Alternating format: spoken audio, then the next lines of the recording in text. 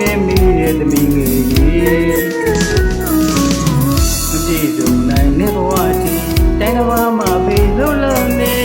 ပြန်လာခဲ့မှာမို့လေခဏလေးတော့ခွဲရမယ်ချစ်တဲ့လူ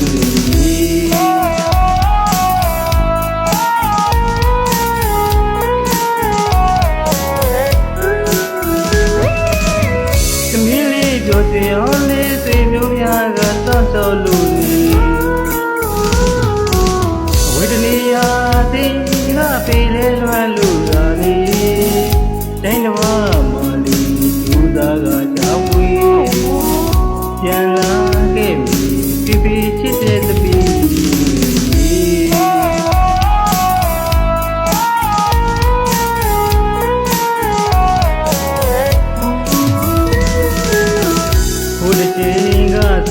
မိသားစုတွေမြေလို့ရပြီ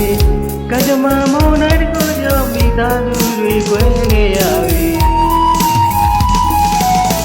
သမီးကိုစွန့်ပစ်ခဲ့ကအဝိတ္တနေရထွက်ခွာသွား